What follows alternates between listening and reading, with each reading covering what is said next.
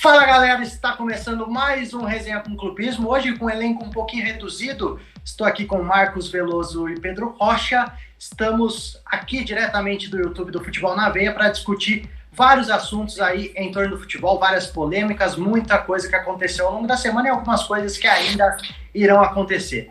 Estamos aqui hoje para falar de futebol e eu vou começar dando boa noite. Eu não vou fazer a abertura de novo, tá? Não, Pode falar, eu vou começar. Bom, vou começar aqui para apresentar para vocês o meu amigo Marcos Veloso, que está aí com a sua camisa do Corinthians, que está sofrendo um pouquinho nesse ano de 2020, mas está aqui mais uma vez para a gente comentar as polêmicas, né, Marcos? É isso mesmo, sofrimento faz parte da nossa história e polêmica hoje é o que não vai faltar, velho. Tô afiado. E também aí você já viu o Rocha, falando em sofrer um pouquinho nas últimas semanas aí, 4 jogos sem vitórias, até desistiu de usar a camisa do Verdão hoje, Rocha. Hoje eu tava... Bom, primeiramente, fala Pião, fala Marcola, fala todo mundo que tá nos assistindo. Hoje acho que a gente podia falar bastante de futebol europeu, né? Talvez falar um pouco de basquete, quem sabe vôlei. Enfim, o que importa é que a resenha continua. Bom, nós vamos falar de futebol europeu, que tá começando essa semana a Champions League, a fase de grupos. Nós vamos falar um pouquinho dos nossos palpites do que pode rolar na competição, mas antes a gente vai falar bastante de futebol brasileiro, inclusive do Palmeiras. Então não adianta tentar mudar o foco, que nós vamos pro Palmeiras sim, viu, Rocha? Beleza. Eu queria primeiro, de novo, agradecer ao Futebol na Veia, que está cedendo espaço aqui pra gente, e para vocês que estão assistindo, que estão curtindo, a gente pede que vocês comentem sempre aqui o que vocês estão achando, pra gente continuar cada vez mais tentando melhorar o conteúdo para vocês. Vamos começar com um assunto aí que foi o mais polêmico dos últimos tempos todos aí do futebol. Não lembro um assunto que gerou tanta polêmica quanto a contratação / descontratação do Robinho no Santos.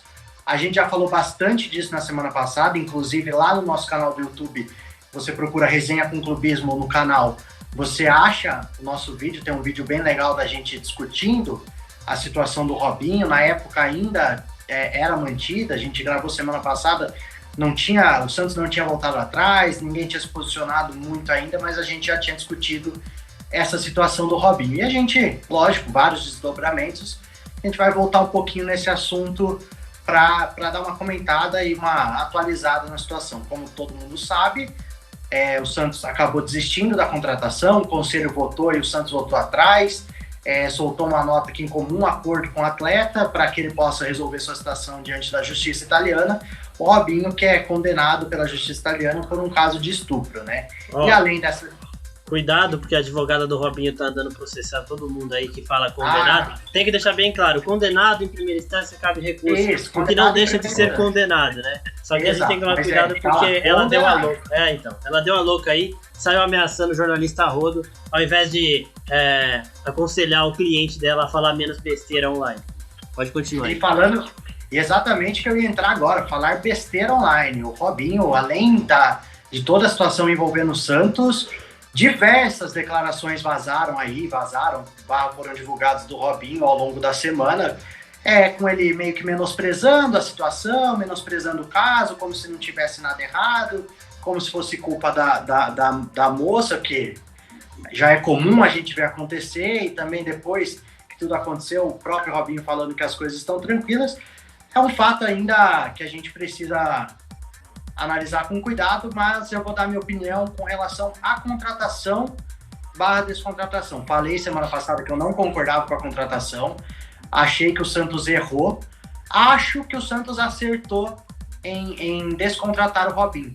Porém, vejo um problema. Essa descontratação só aconteceu depois da revolta nas redes sociais, depois de muito se falar. Até no primeiro momento, eles tentaram ignorar isso, deixar para ver se o assunto ia morrer, se a poeira ia baixar, e só no dia que vazaram áudios do Robinho, menosprezando a situação, falando que a moça estava bêbada, que não sei o quê, que o Santos começou a dar indícios que ia repensar a decisão. Aí veio a pressão de patrocinador, pressão da torcida, pressão de um monte de gente, aí o Santos resolveu não levar adiante a contratação do Robinho.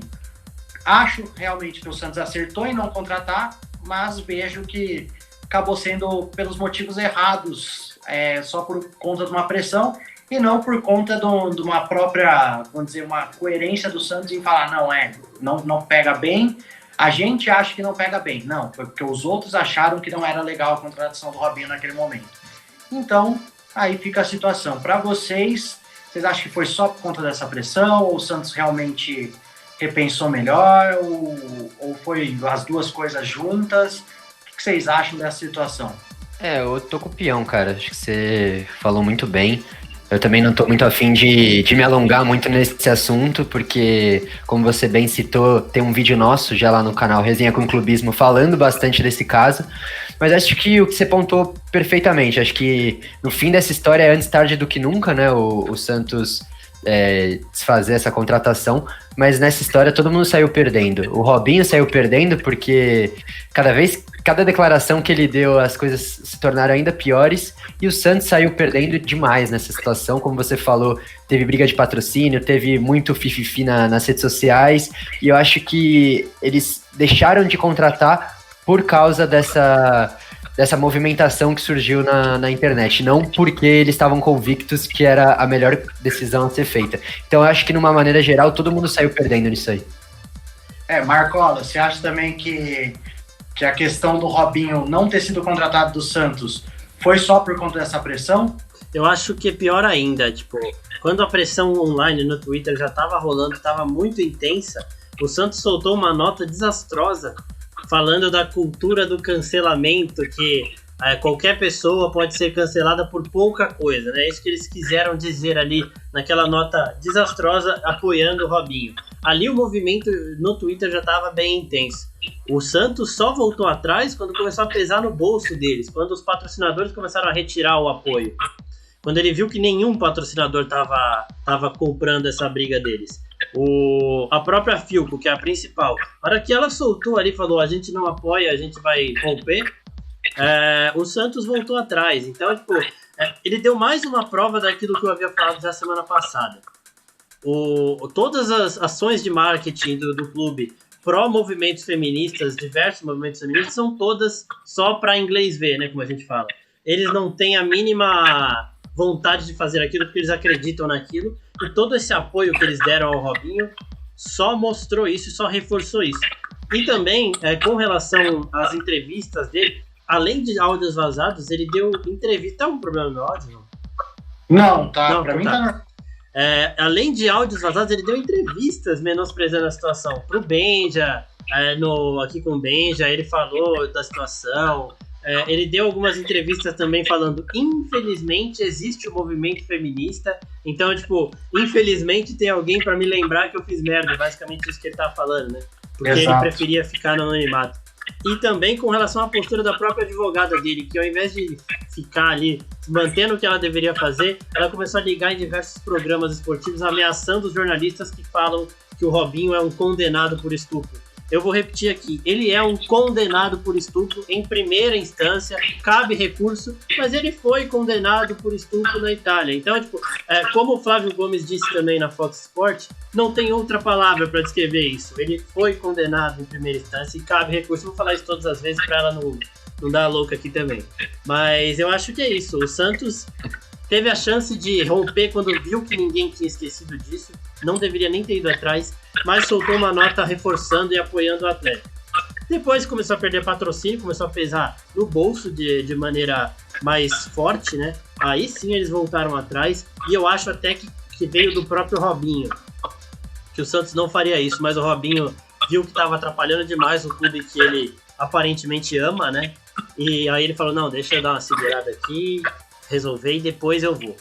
Mas é isso mesmo, o Santos não se arrepende em nenhum momento, acha que também Robinho jogando não tem problema, e é uma bola foríssima do time.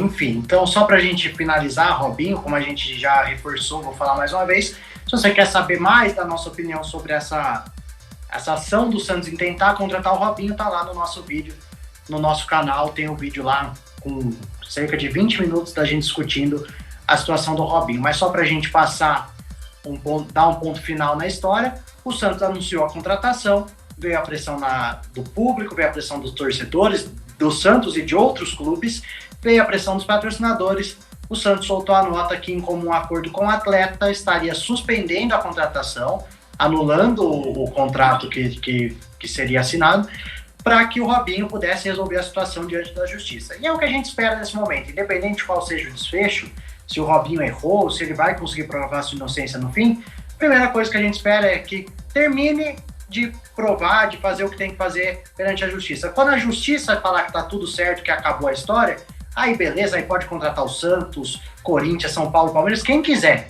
Não tem problema, desde que ele resolva suas pendências com a justiça primeiro.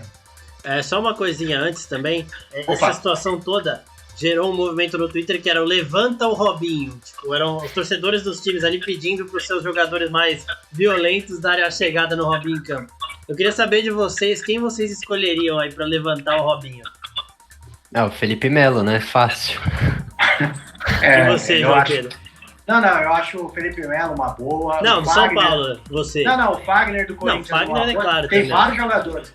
Mas eu acho que a torcida de São Paulo levantou uma hipótese muito legal, que seria fazer um contrato com o Lugano, assim, para um jogo só, contra o Santos. Era só para dar uma. E aí pode sair e tá tudo bem. O Lugano sair de diretor e voltar pro campo, eu acho que seria bem legal, bem daria o recado. Talvez o Luiz Fabiano também, para dar uma...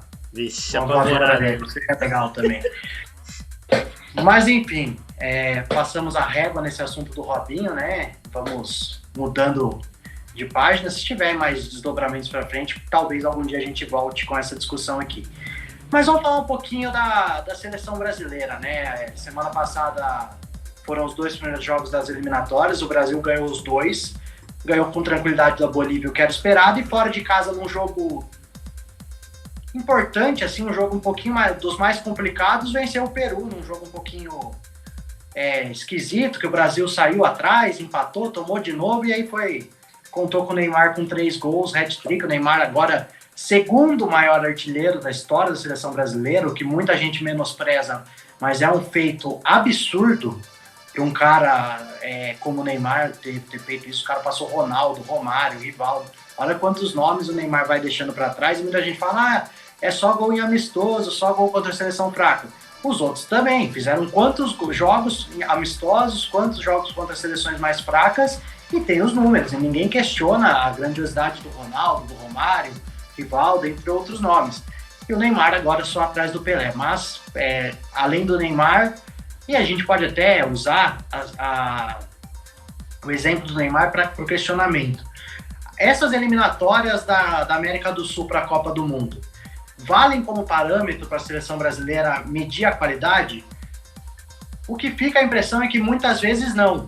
A gente vê o Brasil sobrando nas eliminatórias, o Brasil nunca ficou fora de uma Copa do Mundo, sempre classificou com certa tranquilidade nas eliminatórias, e aí, às vezes, chega na Copa do Mundo e a gente vê que a coisa não é tão assim. A gente sabe que a Copa tem vários fatores que interferem, mas nem sempre tem sido parâmetro.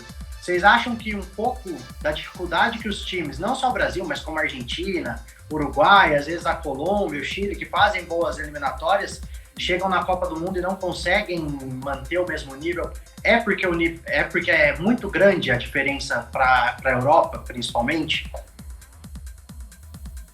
Bom, eu acho que as eliminatórias já foram mais parâmetro, né?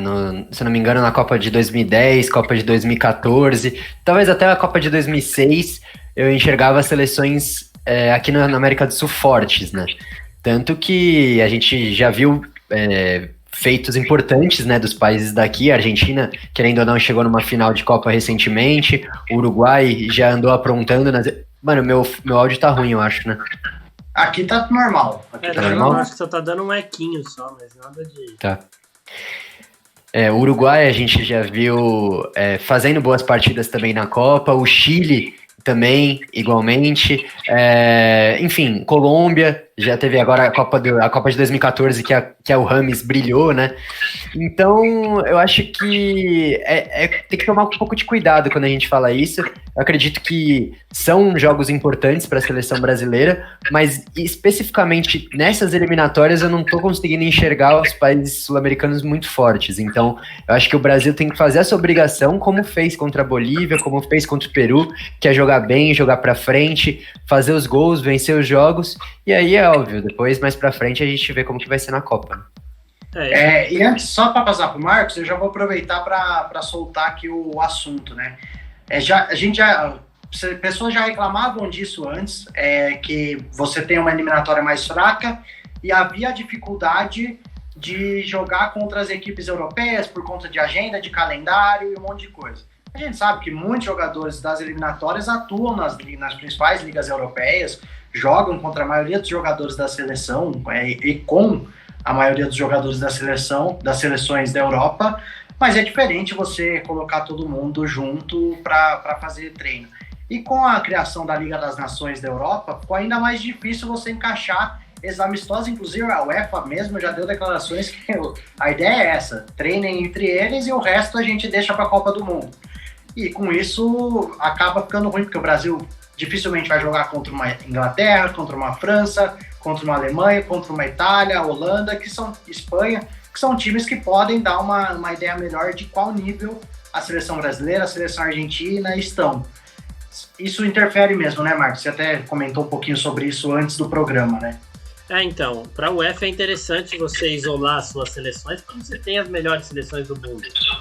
Então eu acho que eles fizeram a Nations justamente pensando nisso, em aumentar o calendário entre eles para que o resto não tivesse essa competitividade, e tá dando resultado.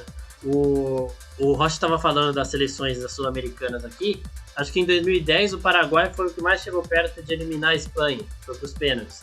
A Espanha que foi a campeã, né? Foi 2010? Isso. Foi. Sim. O Uruguai foi pra semifinal contra a Holanda, né? Exatamente, Isso. O Forlan foi o melhor jogador da Copa e tudo isso. Só que, assim, Brasil, Uruguai, Argentina, Paraguai e Colômbia. São 5 times aí que o Paraguai ainda oscila um pouco, mas é muito pouco para você ter essa competitividade. Lá na Europa, a quantidade é muito maior.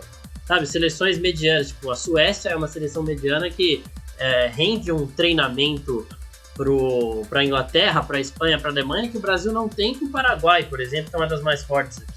Então, para classificar para a Copa aqui é muito mais fácil, só que você não tem essa competição, essa competitividade, e chega lá e dá uns vexames, que é perder da Bélgica, eu considero um vexame por causa da camisa. Porque falta competitividade, falta os caras terem jogos cascudos e assim, amistoso não adianta.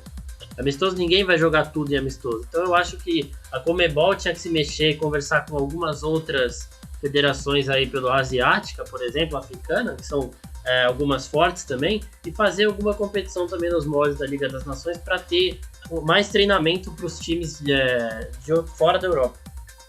Até como só outro exemplo, acabou a Copa das Confederações, né? Quem sabe essas seleções de fora poderiam tentar fazer uma competição amistosa aí paralela, um ano antes da Copa, com seleções que já se classificaram para a Copa, que aí você pelo menos tem uma ideia de quem você vai enfrentar lá na frente, do que pode acontecer. E aí, quem sabe, até chamar uma ou outra seleção da Europa que consiga encaixar no calendário. É difícil, não sei se a UEFA permitiria, mas dá para as confederações talvez tentarem. E só como exemplo também, na última Copa 2018, eu estou tentando lembrar aqui, se eu não me engano, foram 4 europeus na semifinal, né? Foi a França e a Croácia que foram para a final. Bélgica, e se eu não me engano, né? Bélgica e Inglaterra, né? O Brasil caiu nas quartas, a Argentina, se eu não me engano, caiu nas oitavas para a França, depois de quase não passar para a fase, para o mata-mata. O Uruguai também não foi bem, não vou lembrar todos os sul-americanos. Mas o Brasil acho que foi quem chegou mais longe nas quartas, talvez a Colômbia tenha chegado, mas não me lembro, ou o Chile, não lembro exatamente. Mas das últimas Copas, teve a Argentina na final em 2014, o Uruguai na semi, o Brasil também na semi em 2014, apesar de 7-1, né? O Uruguai na semi em 2010, 2006 também não tivemos nenhum sul-americano na final. Cada vez mais parece que os europeus vão vão se cravando como favoritaços, né? É que aqui na América do Sul, apesar de, sei lá, o Chile ter um bom time, Colômbia ter um bom time, eles respeitam muito o Brasil, né? O Brasil, a gente até brinca, né? O papai aqui da América do Sul, até contra a própria Argentina, né? A Argentina não tá conseguindo fazer frente com o Brasil. Mas eu discordo um pouco do que o Marcos falou quando ele cita, por exemplo, a Suécia é um desafio maior que, por exemplo, o Paraguai. Não sei até que ponto esses times menores, esses times não, né? Esses países médio, baixo, nível técnico tem essa força a ponto de complicar um jogo com a Alemanha. A gente viu agora recentemente a Alemanha empatando, né, 3-3 no jogo lá da Liga das Nações. Me fugiu contra quem que foi, mas Suíça. Contra a Suíça. Foi contra a Suíça. Mas aí se a gente pega os últimos feitos, né, na Copa do Mundo, foi o que a gente falou, né, os sul-americanos eles conseguem bons resultados, mas aí eu tenho que concordar com o Marcos, querendo ou não, com a Liga das Nações eles estão treinando mais, né, porque aqui o calendário é menor, né, nas eliminatórias, então acho que isso pode ser um ponto a favor deles. E outro fator da Liga das Nações é que você elimina jogos contra times mais fracos, né? Por exemplo, você não tem... Aqui na eliminatória da América do Sul, o Brasil mesmo, você falou, acho que é o pai da América do Sul. Realmente, tem 2 jogos que a gente não fala, 4 no caso, né, porque tem ida e volta, que a gente não fala que o Brasil é franco favorito, que é contra a Argentina e contra o Uruguai. O resto podem ser jogos chatos, jogos complicados, mas o Brasil entra como favorito em todos eles. Entra favorito contra o Chile, contra a Colômbia, contra o Peru, contra o Equador, contra o Paraguai. Só contra a Argentina e o Uruguai que ainda fica um negócio mais assim que a gente não sabe muito o que esperar. Sim. E assim, e tem esse fator também. Brasil, Argentina e Uruguai na América do Sul. Você vai para a Europa, você tem Alemanha, Inglaterra, Itália, França, Holanda, Espanha, Portugal... que tem que levar em consideração que também nem todos eles estão jogando bem, né? A Itália, por exemplo, virou um cachorro morto atualmente, só tem camisa. Na Liga das Nações está mostrando, certo poder ali. Então, também tem que ver até que ponto... A Itália nunca foi favorita para nada. Sim, mas também tem que ver até que ponto... Tem que ver até que ponto essas seleções também estão levando a sério essa Liga das Nações, né? Porque eu vi alguns jogos que parecia ritmo de treino, né? Então, é várzea. Ainda mais, por exemplo, esse Alemanha e Suíça foi uma várzea. 3-3 e contra a Suíça, que é um time que normalmente faz um gol por jogo quando faz. E toma pouco, né? E toma pouco, aí 3-3, do nada. Mas assim, a Liga das Nações, querendo ou não, ela faz com que o calendário das seleções... da Europa, além de estarem mais recheados, todas as datas FIFA praticamente você tem um jogo oficial, né? Querendo ou não, o time ele vai jogar mais uma Liga das Nações do que um amistoso. Então, mesmo não sendo um ritmo de Eurocopa, por exemplo, é um ritmo maior justamente por dar uma vaga à Eurocopa, né? E é isso que você falou também, Pião, que todos os jogos ali são com seleções de um nível internacional um pouco maior, sabe? Ninguém vai pegar uma Venezuela, uma Bolívia que toma sacolada atrás de sacolada. Então eu acho que o Brasil não, a Conmebol tinha que se movimentar com as outras ligas e formar uma liga só tirando a Europa. Tira a Europa e faz um treino deles ali, alguma coisa valendo algum tipo de premiação que seja atrativo para os times levarem seus principais jogadores, jogarem com seriedade e tudo mais, porque senão vai continuar sendo isso. O Brasil vai continuar perdendo para a Bélgica, que acho que foi um dos países que mais respeitou o Brasil em campo. A Bélgica ficou extremamente com medo da camisa do Brasil, e o Brasil não conseguiu chegar e fazer gol porque faltou aquele... E não é culpa do Tite isso. Faltou um treino de antes da Copa, sabe? Você chega na Copa e o nível sobe demais, velho.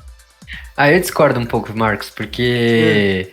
Aquele jogo foi um azar danado, né? Vamos combinar. Então. O Brasil massacrou a Bélgica, cara. Tudo bem que a Bélgica teve os seus méritos com a estratégia dela, né? Fez 2-0 com muito mérito, mas depois que o Brasil tomou os 2-0 foi um massacre, que a bola não entrou. E aí é aquilo que o Pião se começou no início da conversa. Copa do Mundo tem algumas variáveis que a gente não consegue mudar.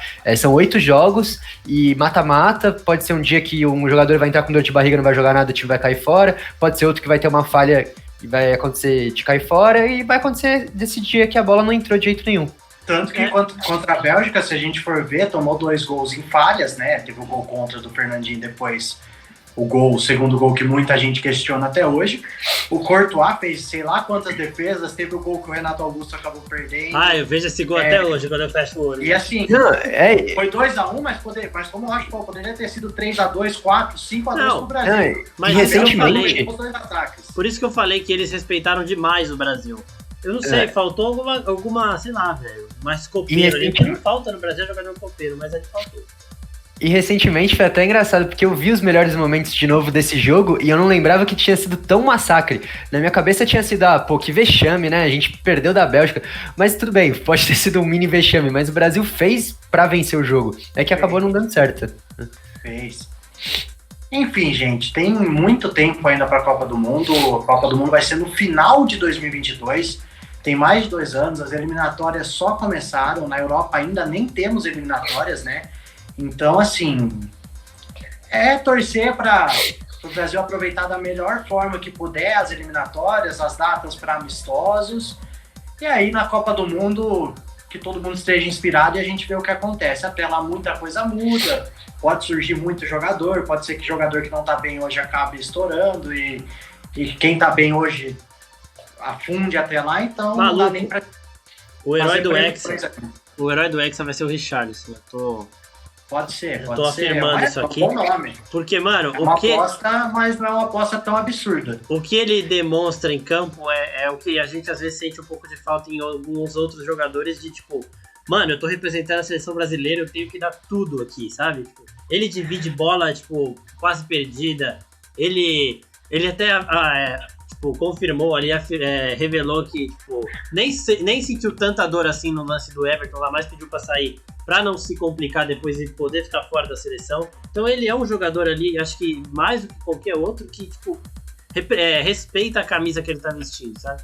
Por isso que eu acho que ele vai de cascão e vai meter o gol do título. Acho que você foi bem, Marcola. O Richarlison pode ser um personagem, mas você tem que me desculpar que o cenário da Copa do Mundo já tá feito. Afinal, é 2-0 Brasil, um gol do Neymar e um gol do Gabriel Jesus.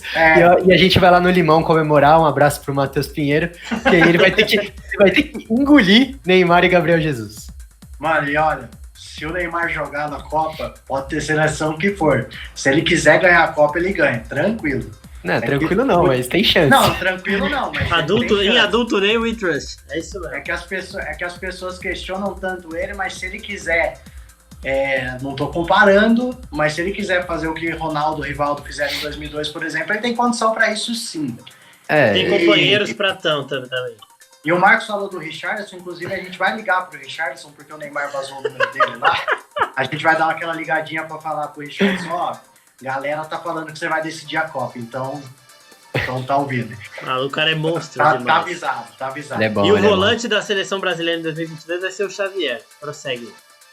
Vamos mudar de assunto então. Vai, prossegue. Vamos pro... Outro monstro, velho. Eu até perdi o rumo aqui. Mas vamos começar a falar do futebol brasileiro. Falamos da seleção. Vamos falar do futebol brasileiro em si, do Campeonato Brasileiro. O Campeonato Brasileiro mais esquisito de todos os tempos, emboladaço na parte de baixo da tabela, a parte de cima também tem gente fazendo esforço para não chegar lá em cima, quando chega perto começa a perder alguns jogos, mas a gente ainda vai começar. Fala, Marcos. O Bassi falou que tá entrando, então é só para preparar a galera aí que tá então, chegando mais integrantes. Teremos reforços aqui para a sequência do nosso exemplo no clubismo. O Pedro Bassi logo estará aqui com a gente. Mas vamos começar já puxando o assunto do futebol brasileiro. Vamos começar pelo Santos, que está ali no meio da tabela. E tem uma notícia pesada para a torcida do Santos, que é a saída do Soteldo, né? Soteldo deixando o clube, fez seu último jogo contra o Curitiba, inclusive fez o gol, o Santos venceu o Curitiba no final de semana, mas está deixando o Santos, se eu não me engano, vai para o Emirados Árabes, né? Alguma coisa assim, vai lá para o mundo árabe. E não podemos deixar de falar que é uma ausência de peso para a sequência do Santos. E com isso eu faço a pergunta primeiro para você, Marcos.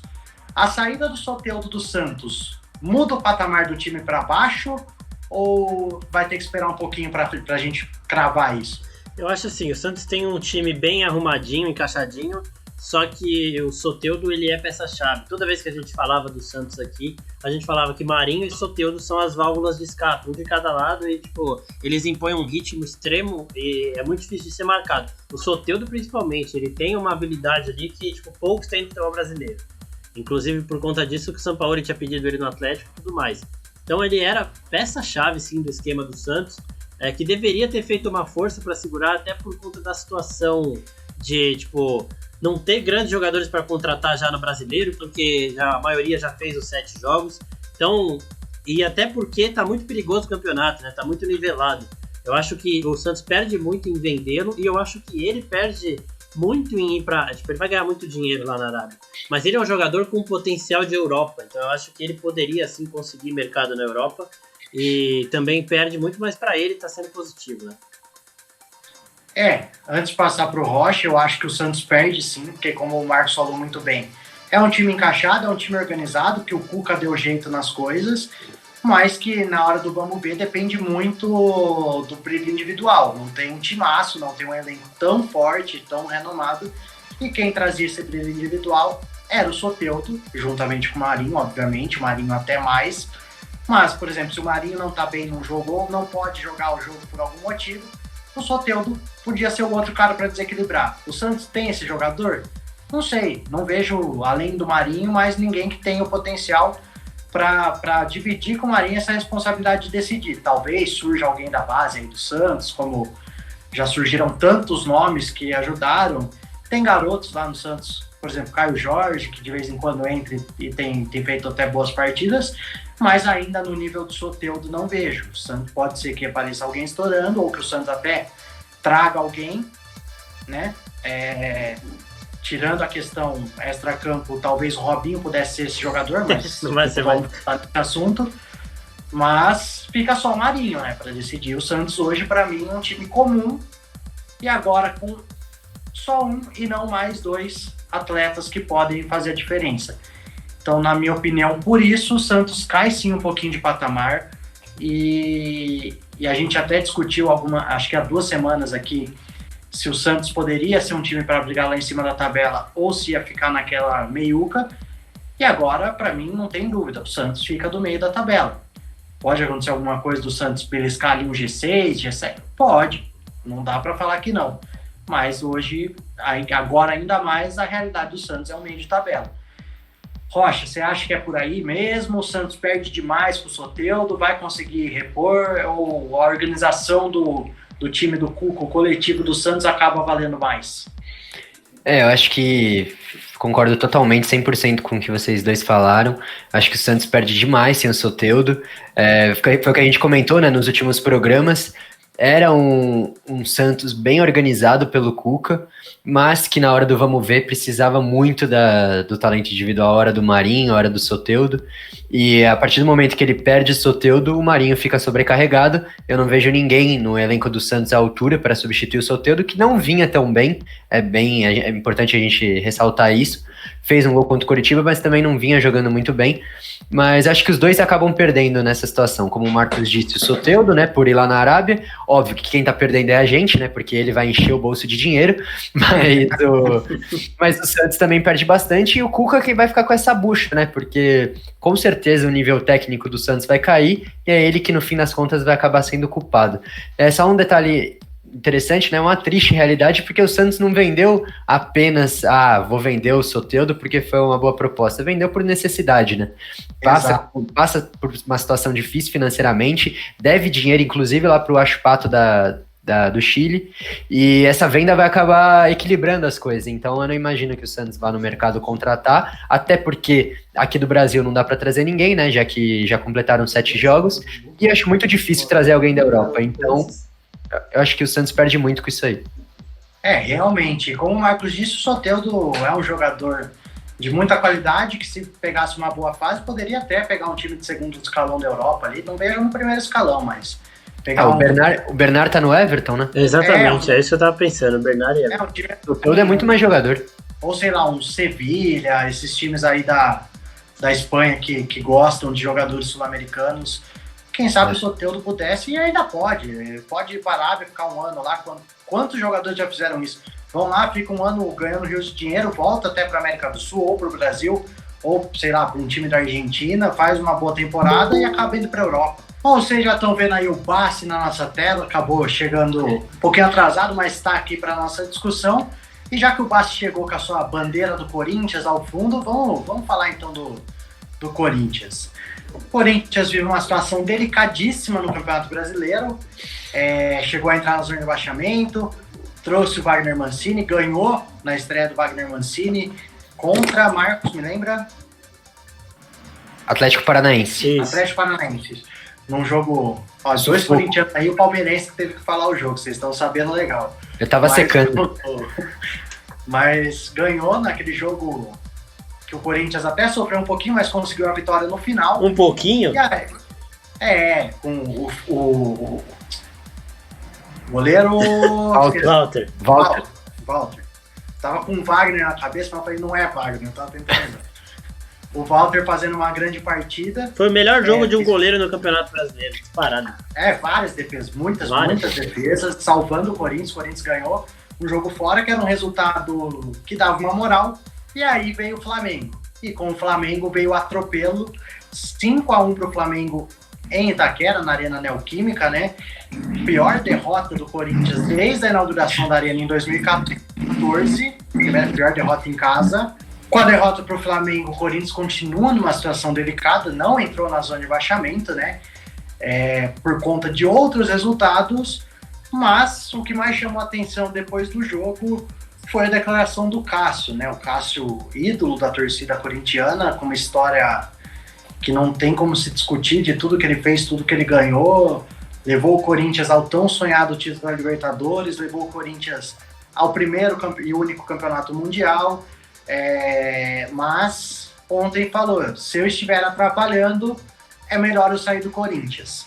E aí levanta a questão, o Cássio e outros medalhões, e entre esses medalhões eu coloco Fagner, o Gil, que nós já discutimos aqui, o Luan, que é um cara que já tem certa experiência, não vem jogando, o Jô. Esses medalhões estão atrapalhando o Corinthians, ou não é isso que está fazendo o Corinthians ter essa coleção de resultados ruins e estar nessa situação lutando aí para não cair, para não ficar na zona de rebaixamento? Vamos começar com o Bassi, que chegou agora. Bassi, você como corintiano, você acha que o momento do Corinthians passa por Cássio e outros jogadores importantes atrapalharem o rendimento do time?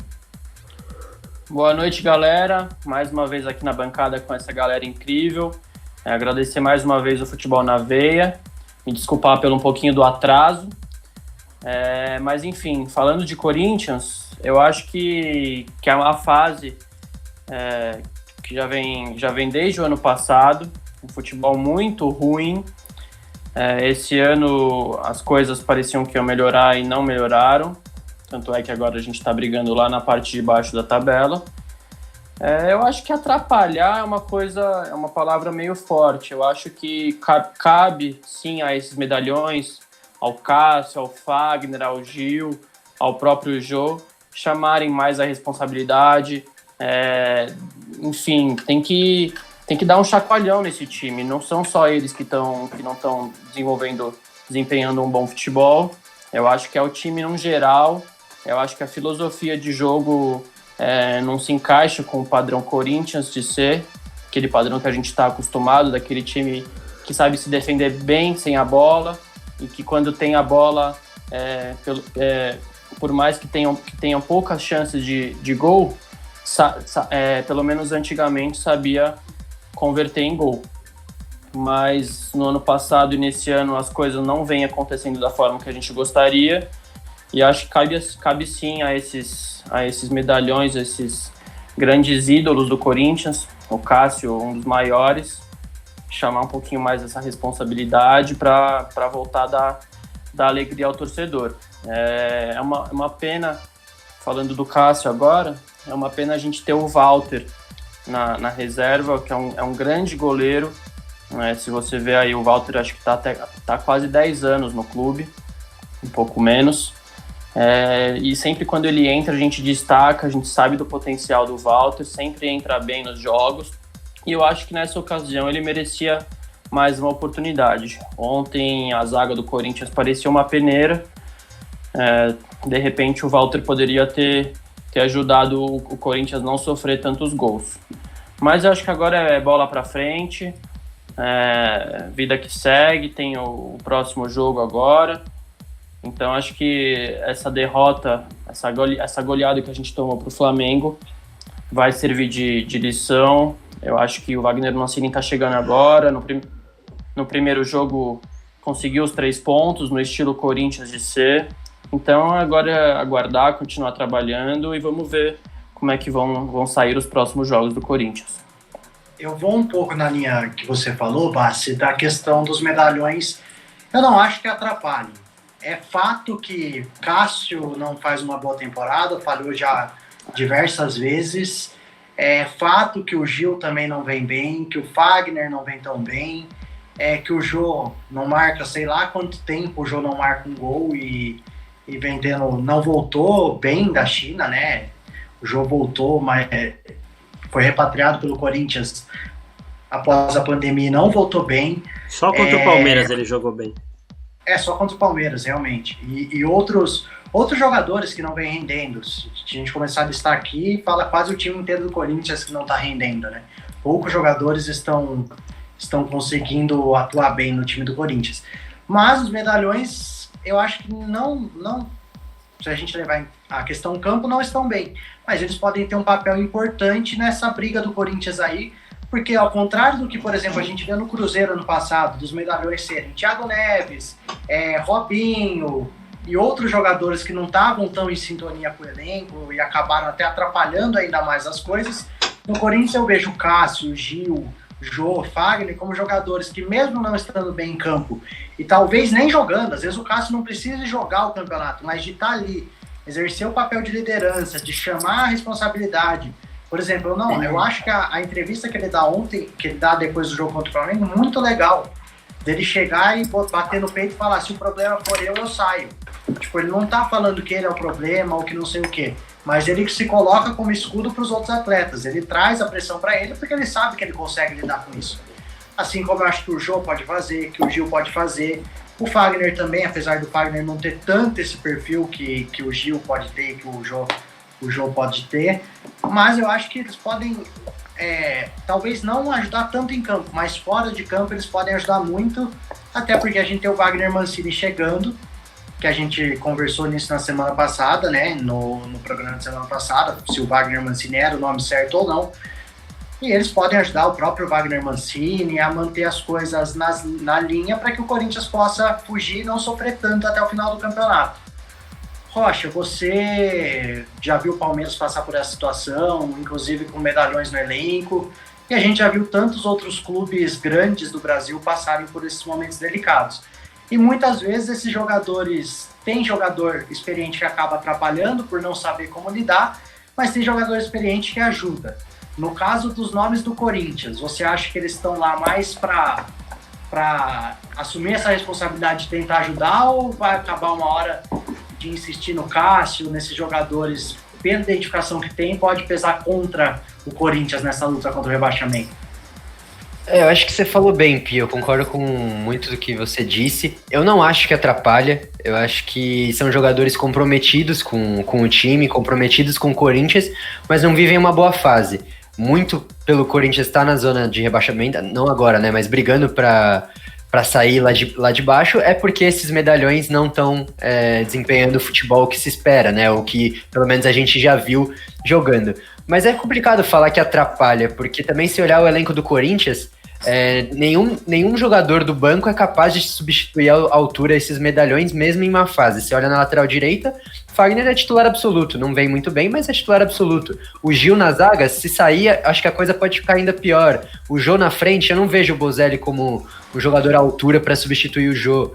E no gol, o Bassi bem citou, tem o Walter, que é um excelente goleiro, mas eu acho que o Cássio eu acho até um pouco falta de respeito da torcida, de quem xinga ele, porque é um cara que tem muita história, e você percebe que o cara não tá fazendo por mal, ele não tá deixando de treinar, as coisas não estão acontecendo assim como não estão acontecendo pro time inteiro do Corinthians.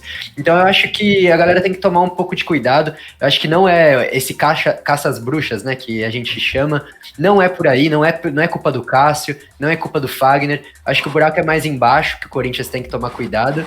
E o Bassi citou também do Walter, eu concordo que é um excelente goleiro. Talvez, nesse jogo contra o Flamengo, o Cássio poderia ter ficado no banco, né? Levando em conta que o Walter fechou o gol contra o Atlético Paranaense. Talvez a sequência que muitos corintianos pedem fosse agora, né? Poderia ter aproveitado esse jogo. Mas eu também não enxergo muito dessa forma. Acho que o Cássio é o titular absoluto. Se ele tá 100%, ele deveria ser o titular, porque o Walter a gente viu indo muito bem, mas assim como eu comparo muito a situação do Walter com a do Jailson no Palmeiras. Acho que são dois bons goleiros, mas que foram bem esporadicamente, né? Não tiveram grandes sequências. O Jailson teve no título brasileiro, mas eu não me lembro de uma sequência tão grande assim do Walter. E é difícil você avaliar um goleiro jogando de vez em quando e tendo uma sequência como, por exemplo, o Cássio tem normalmente.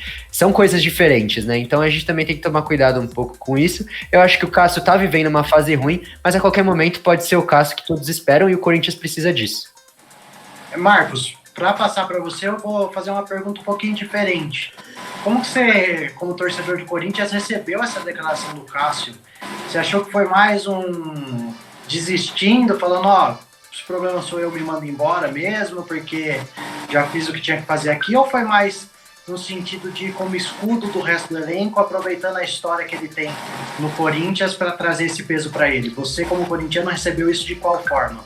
Eu vi como o Cássio estando realmente carregando um peso maior do que ele deveria carregar. E eu vou discordar do Bassi e de você também, JP, quando vocês falam que o Cássio tinha que continuar, né? Porque eu acho que ele deveria sim dar lugar ao Walter, não porque ele está jogando mal, mas porque ele demonstrou nessa entrevista que ele está carregando muito o peso disso. Eu acho que o Bassi até falou do Walter, né, como titular, mas eu acho que não tecnicamente, mas porque o Cássio está carregando muito peso.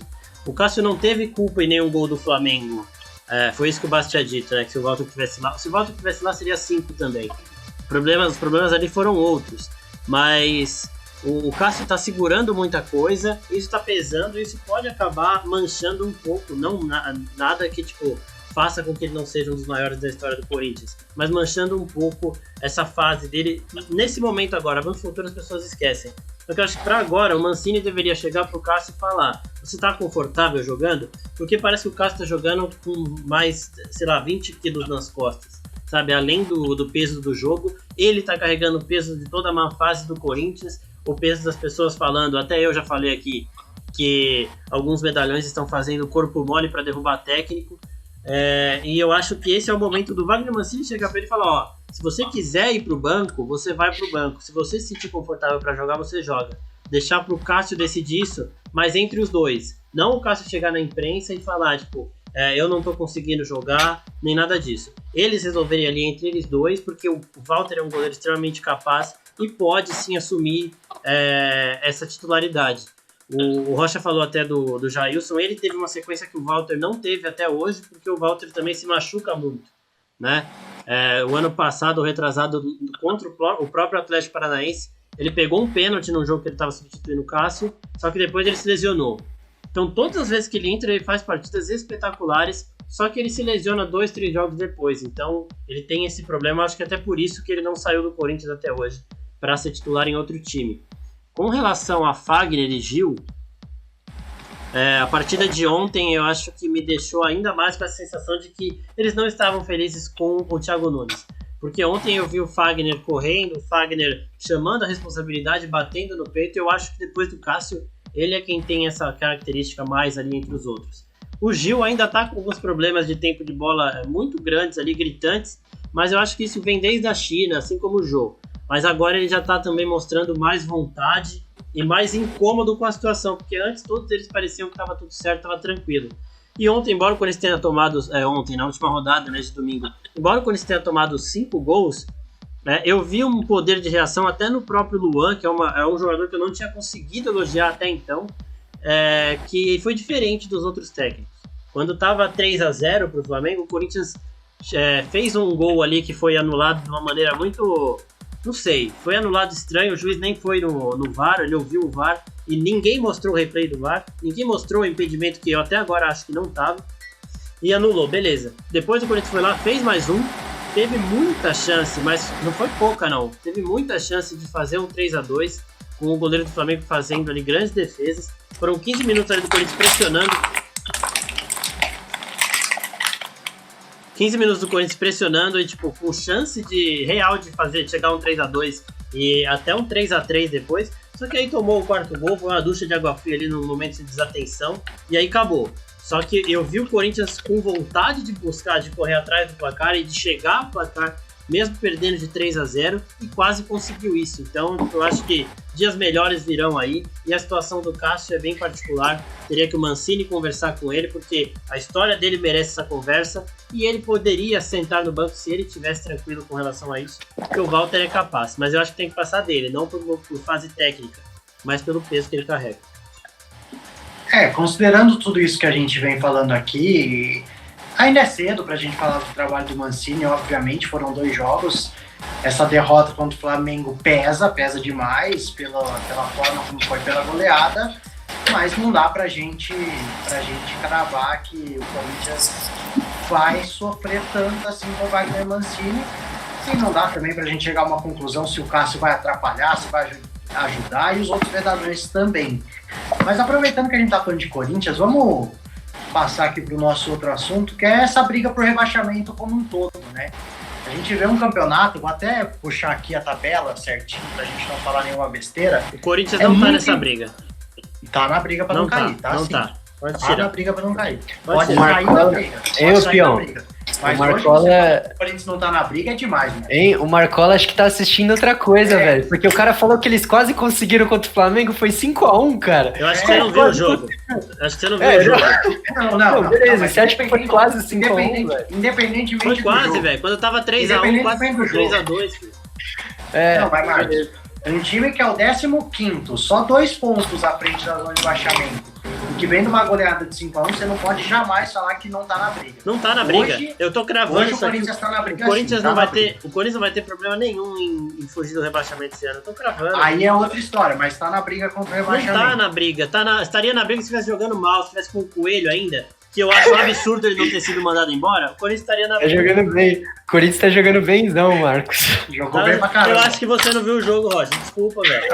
É muito raso você falar que o Corinthians jogou muito mal porque tomou de 5-1, velho. Não tô falando que foi mal, tá mal, porque tomou de 5-1. Não, o Rocha falou. Ele falou que tomou de 5-1, foi mal. Não, foi quase, foi quase.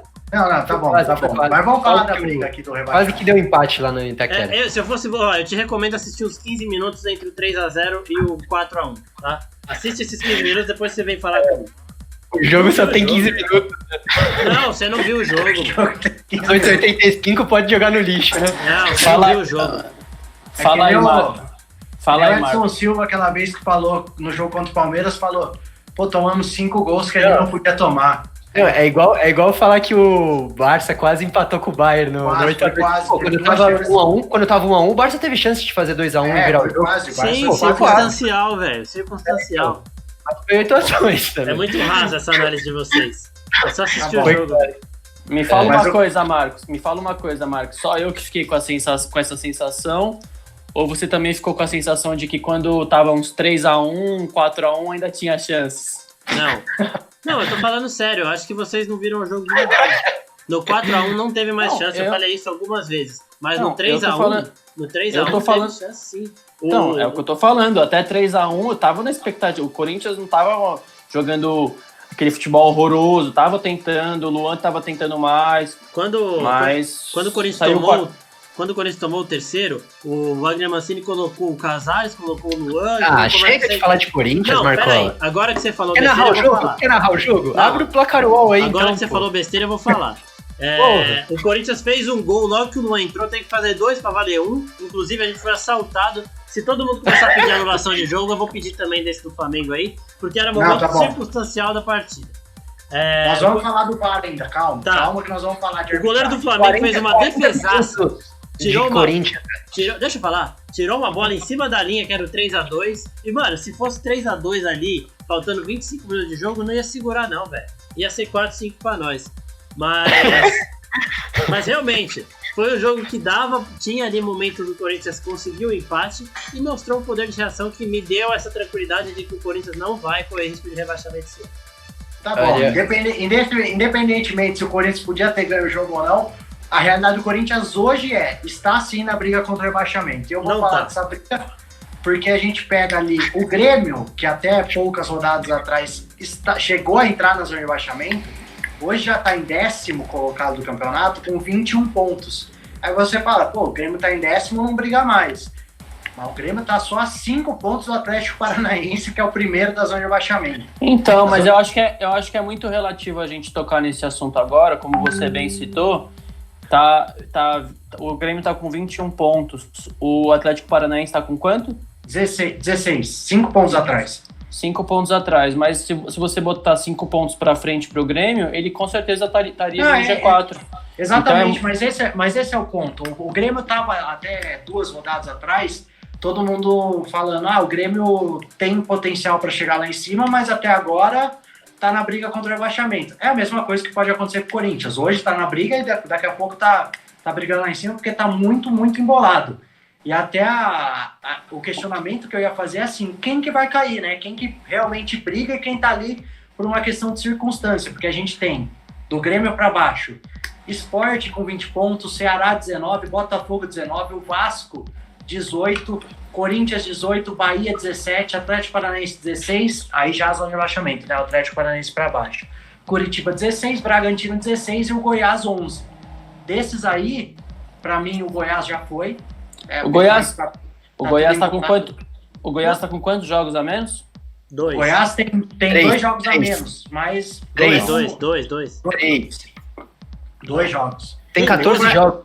É que o Goiás tá jogando agora, né? A gente tá gravando na segunda, o Goiás tá jogando agora, empatando em 0x0 com o Botafogo. Tá jogando, filho. Mas assim, pra mim o Goiás já foi. O Bragantino eu vejo numa situação difícil. Atlético Paranaense eu acho que acaba saindo dessa. O Curitiba vai ficar na briga até o fim. O Vasco é um time que quando entra pra brigar contra o rebaixamento, ele entra pra valer nessa briga e não consegue escapar tão cedo. O Corinthians ainda não vejo esse futebol. Pode vir a acontecer, mas ainda não vejo o Corinthians saindo dessa briga. E aí, talvez Bahia, o Ceará pode cair um pouquinho na tabela. O próprio Sport que deu aquele gásinho, subiu. Quer que eu fale quem cai aqui? É isso que eu Eu acho que a briga ali é embolada. Eu não vejo o Corinthians sai do muro, não. Peão. Sai do muro, peão. Os 4 rebaixados pra você, quem são?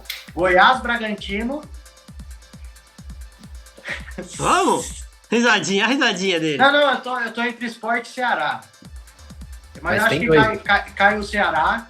Então é Goiás, Bragantino, Ceará e eu vou de Vasco. E o Corinthians fica em 16º, tá? Não fica. Só não cai porque o Vasco tá na briga e o Vasco, quando entra pra brigar pra não cair... O Corinthians, essa rodada, perdeu um jogo de 6 pontos. Marcola, fala logo o seu Z4.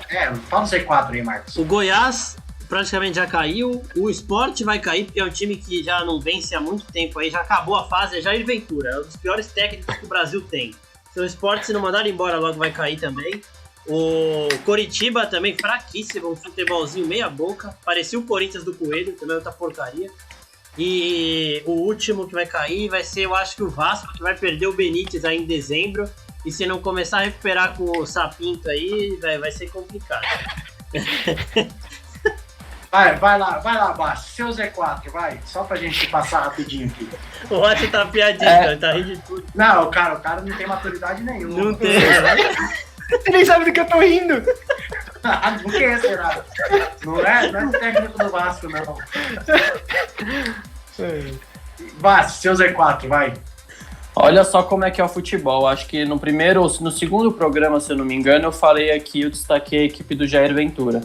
Agora já vem de 4 derrotas seguidas, então eu acho que eu vou colocar o Sport sim no meu Z4. Eu acho que o Sport tem grandes chances de cair. Mas vamos lá, Sport, Coritiba, Goiás e Botafogo. Eu posso só mudar o Vasco rapidinho? Eu acho que o Botafogo tem mais chances de cair do que o Vasco. O Botafogo também não é um futebol bonito que não tem resultado, mas não cai, não que mora em casa. Eu acho que o Atlético Paranaense, que é outro que tá jogando um futebol michuruca, vai pegar esse lugar do Vasco aí, porque o Vasco tem um pouco mais de camisa. Ah, não sei não. Pra mim, eu acho que o Vasco cai. Mas assim, é briga até o final do campeonato, ninguém vai conseguir se desgarrar muito. Será que o Lucha não volta pro Vasco? Agora que os caras acabaram de contratar agora que os caras contrataram o técnico, mas vai saber, né? Mas o Lucha... contrataram agora pra demitir daqui 3, 4 anos. Bahia não cai nem ferrando, Corinthians não cai nem ferrando da lista aqui desses. Botafogo e Ceará não cai. Não. Bahia, Botafogo, Ceará e Corinthians não caem. Não cai, nenhum desses 4 não cai. Não, pode seguir. Vai, Rocha, fala os seus 4 aí. Vai, Rocha. Rocha não falou. Por favor, Rocha. Vocês querem na ordem ou não precisa? Peraí, o Palmeiras vai do último pra cima. Peraí, o Palmeiras tem a mesma sequência do Sport, hein, mano? 1 vitória e 4 derrotas nos últimos 5 jogos. Vai, pode ir. Não, só pra não virar zona, eu acho que é bem interessante a tabela, né? Que se a gente parar pra pensar, tá muito embolado. Foi o que vocês falaram. A gente tá analisando o do 11º pra baixo, que tá 5 pontos, mas eles também estão a 5 pontos lá do G4. O Palmeiras, por exemplo, tá 4 pontos na frente do Corinthians. Então é um campeonato bem embolado. Mas o Palmeiras se perde mais 2 e o Atlético ganha 2, o Atlético tá junto com o Palmeiras. Exato. Assim como também, se o Palmeiras ganhar 3 jogos seguidos, ele tá lá na cabeça. Pra mim, o rebaixamento, com todo respeito aos respectivos times, eu acho que cai Goiás, Sport, Coritiba e Corinthians. Mas é um clubista, velho. Ele não acredita nem um pouco que o Corinthians vai cair. Ele só tá falando isso porque ele é. No último programa, 1 semana atrás, eu falei que eu achava que o Corinthians não ia cair. Mas depois, o que aconteceu durante essa semana, né? Eles escolheram o Wagner Mancini como treinador. Eu vi a partida contra o Atlético Paranaense, eu achei muito fraco. O Corinthians jogou muito mal, mas conseguiu os 3 pontos, graças ao Walter, principalmente. E depois, meu amigo, um time que toma de 5-1 em casa é uma situação bem complicada. Eu acho que o Corinthians entra muito forte no Z4 e eu acho que agora o meu palpite é que cai. Então, mas no final do ano a gente lembra. No final do ano vai ter um flashbackzinho desse momento aqui que eu falei que o Corinthians não cai, vai acabar na parte de cima da tabela. E que o Rocha falou que o Corinthians ia ser rebaixado. Irmão, se você falar que o Corinthians cai, aí ferrou, né? Se o corintiano falar que o time dele vai cair, pode acabar o programa. Não, eu tô falando que no programa do final do campeonato a gente vai relembrar de você falando essa besteira quando o Corinthians estiver brigando por Libertadores. Tá bom. Então, o Marcos tá prometendo aqui. No final do campeonato, nós vamos trazer flashback desse programa aqui. Ou vai ser o Marcos falando que o Corinthians não tá na briga com o rebaixamento, o Corinthians vai continuar lá embaixo, ou vai ser a gente falando que o Corinthians tá na briga e o Corinthians tá lá em cima. Pode me colocar na conta também. Corinthians do Marcos ou da nossa? Não, vai brigar lá em cima, Bassi? Corinthians vai brigar por uma vaguinha na Libertadores. Vai, mano, vai tranquilamente. Tá bom. E eu me arrisco a dizer que na Copa do Brasil vai chegar forte. Só um dado aqui interessante.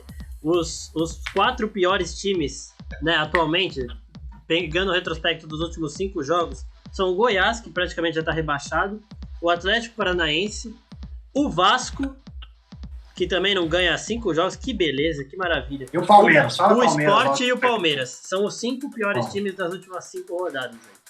Ele falou tudo isso pra falar que o Palmeiras tá pior atualmente, hein, Rocha? Não, mas eu tô falando baseado nos resultados, velho. Os caras vêm de 4 derrotas seguidas. Sendo que o Corinthians só ganhou o joguinho sofrido contra o Atlético Paranaense. Mas enfim, vamos Z4 aqui à parte, vamos falar do Palmeiras então, já que você tá tão louco pra falar do Palmeiras, Marcos. Vamos falar do Palmeiras. Deixa o Rocha falar que ele quer falar. O Rocha tá meio... Tentou no começo do programa levar pro futebol europeu, mas nós vamos falar do Palmeiras, viu, Rocha? Não deu pra fugir. O Palmeiras vem de 4 derrotas seguidas, 3 delas com o Felipão, que é com o Felipão. Olha, é que eu tô com o Felipão na cabeça por causa do Cruzeiro. Mas só uma coisa, falar que o Corinthians não briga contra o rebaixamento é tipo falar que o Cruzeiro tá brigando pelo acesso pra Série A de novo. Não faz sentido, exatamente. Não faz sentido. Exatamente. Você fala que o Corinthians não briga contra o rebaixamento é a mesma coisa que falar que o Cruzeiro briga pelo acesso. Não, você falou que falar que o Corinthians briga é a mesma coisa. Então você não, mas Marcola. Tá bom, vai. Palmeiras, 4 jogos, 3 com o Luxemburgo. Luxemburgo foi demitido. Semana passada falamos que daríamos mais tempo, só o Rocha pediu para ele cair, e aí ele caiu. E aí ontem com o Andrei Lopes, o resolveu o problema. Interino, perdeu para o Fortaleza que a gente discutiu também semana passada, o trabalho do Rogério Ceni, jogo fora de casa, 2-0, Palmeiras perdeu e provavelmente, muito provavelmente, talvez até quando vocês estejam vendo esse vídeo, já tenha sido acertado o Miguel Ángel Ramírez, que vem do Independente Del Valle, deve ser o novo técnico do Palmeiras. Mas a gente não vai falar aqui sobre o técnico do Palmeiras, eu quero puxar o elenco do Palmeiras, o tão falado elenco do Palmeiras. E a pergunta é, eu vou primeiro pro Marcos, que estava louco para falar do Palmeiras. O elenco do Palmeiras é tudo isso ou não?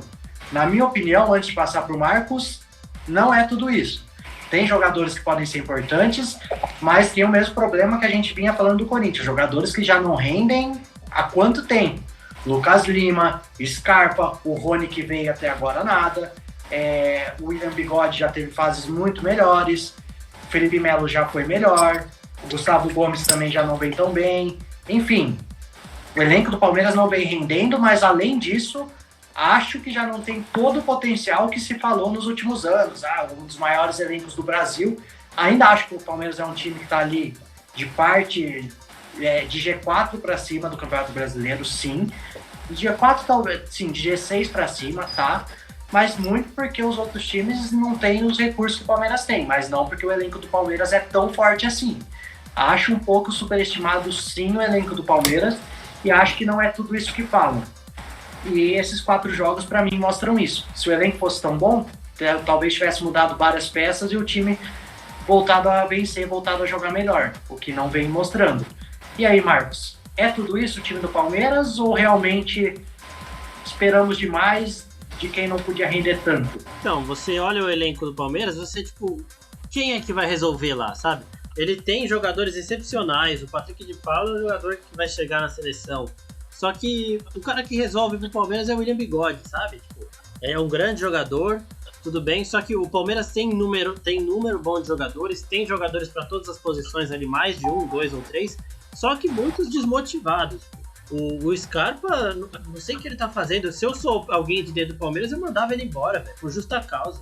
O cara entra com o bico aqui, velho. Porra, tem que alguém chegar nele e falar, e aí, mano, o que você tá fazendo? Tá no Palmeiras, velho, vamos jogar. O Lucas Lima, a mesma coisa. O Luxemburgo insistiu no Lucas Lima, não sei de onde ele tirou, e o cara parece que tá dormindo em campo. Então, o Palmeiras tem jogadores que se quisessem render, poderiam render. O Lucas Lima, da época do Santos, que ele nunca foi no Palmeiras, seria um jogador que bateria no peito e falaria, eu resolvo, deixa que eu resolvo. Mas lá no Palmeiras, o único que faz isso atualmente é o William Bigode. O jogo desse final de semana, você via o Fortaleza chegando e dois zagueiros correndo atrás da bola. Sem lateral, cadê os laterais? O Marcos Rocha já foi um grande jogador, hoje ele anda em campo, parece um ex-jogador de atividade também. Então eu acho que o Palmeiras tem bons jogadores que estão desmotivados. Não sei por quê. Porque jogar no Palmeiras deveria ser motivação suficiente, igual o Corinthians e São Paulo, por exemplo. Concordo com o Marcos esse negócio da motivação. Quebrei o Rocha agora que ele achou que ia falar mal, vai. Ele achou. Achei mas eu concordo que o Palmeiras está com jogadores muito abaixo. E também, antes de passar pro Rocha, o Rocha vai falar mais do time do Palmeiras, mas eu também não acho que seja só técnico que vai resolver isso.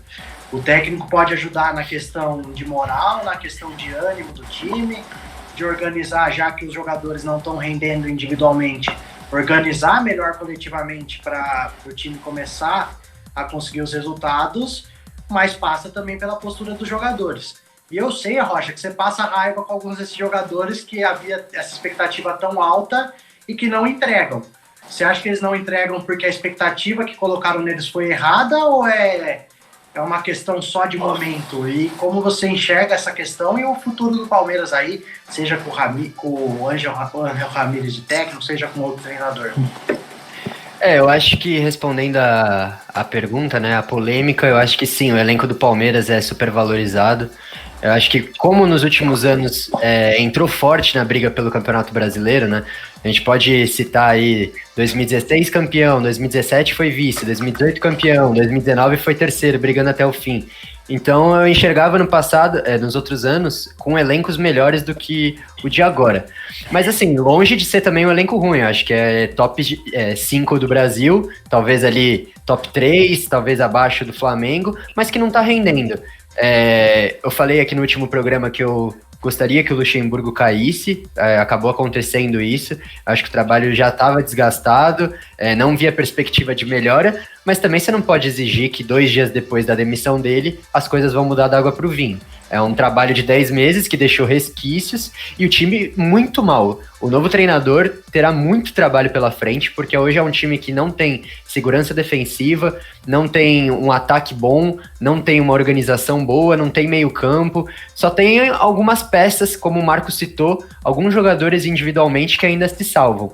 Eu acho que eu fiquei um pouco chateado com a postura do time, porque apesar da desorganização, eu imaginava que fosse ter um pouco mais de atitude, um pouco mais de entrega em campo. É um time muito acomodado, um time que, como o Marcos também falou, tá desmotivado.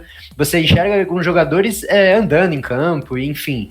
Eu acho que não tá legal a postura do Palmeiras, mas eu tenho esperança que com o técnico novo, imagino que seja o Miguel Ramírez, acho que com o respaldo da diretoria, com aceitação da filosofia dele de jogo, ele vai conseguir extrair um pouco mais desses caras, né? Ele vai trazer algo de diferente, e é triste falar isso, mas às vezes um treinador que pensa novo acaba motivando esse bando de acomodados, né? Foi o que o Marcos falou, só o fato do cara jogar no Palmeiras, ele já devia estar motivado, mas às vezes, infelizmente, no futebol atual não é suficiente, às vezes precisa vir um treinador com ideias novas, um treinador que convença o cara de que, se você correr pra cá e não pra cá, vai funcionar.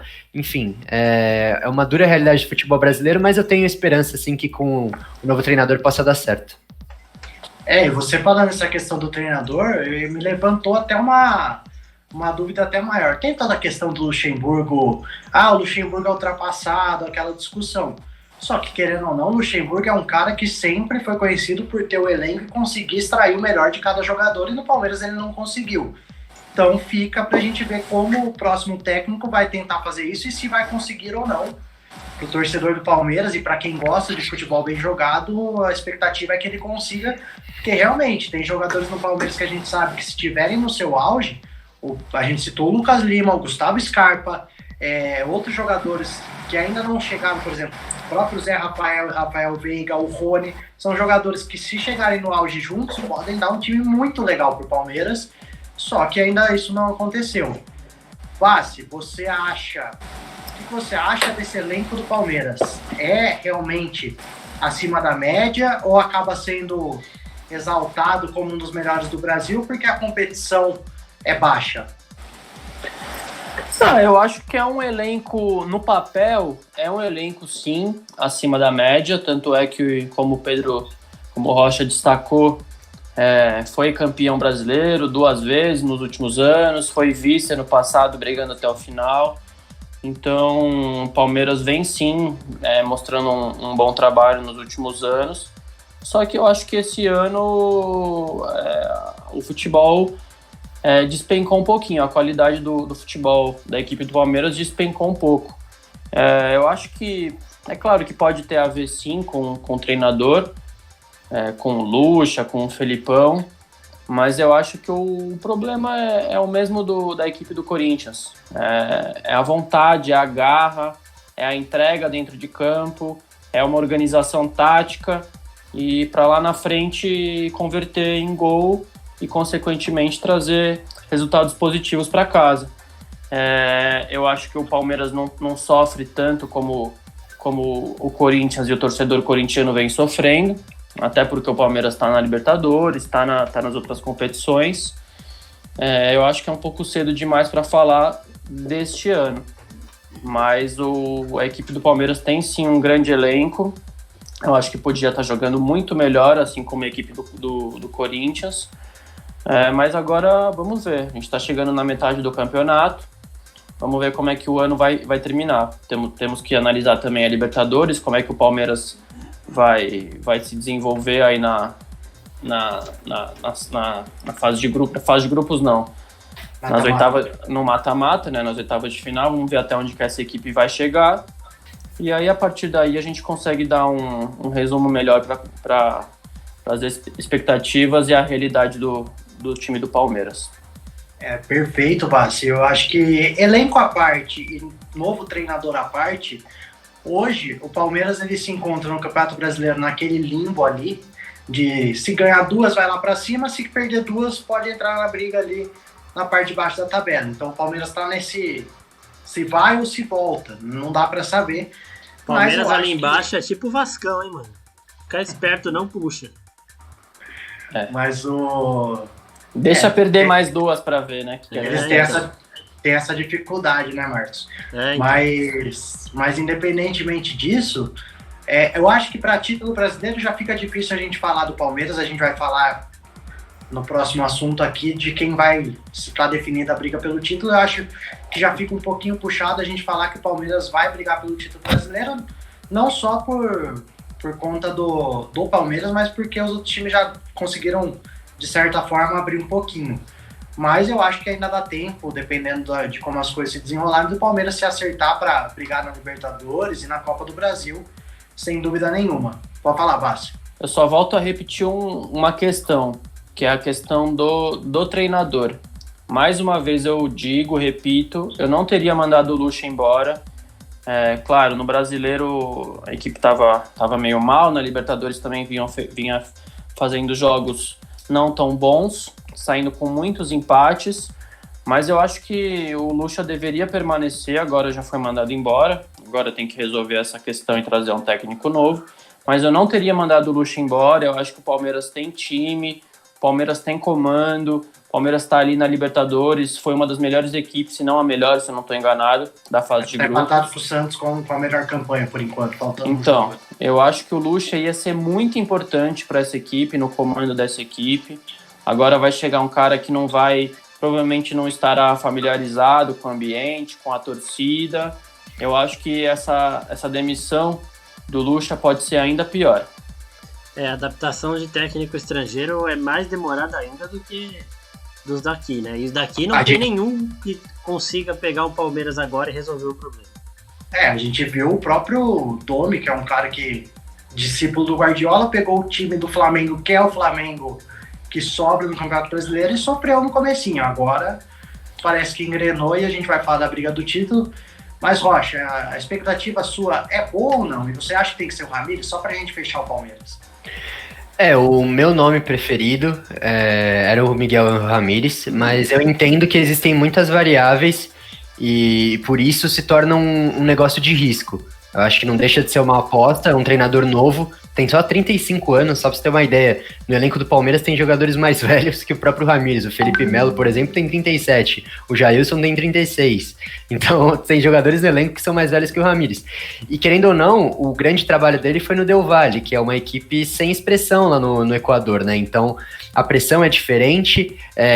Tem a questão da adaptação, né? Como o Marcos bem citou, que aqui no Brasil a gente sabe como que é, as coisas... a cobrança é muito maior. Eu acho que a galera vai ter um pouco mais de paciência com ele, principalmente por esse trabalho que ele fez lá no Del Valle, né? A galera entendeu que, o cara pensa diferente, né?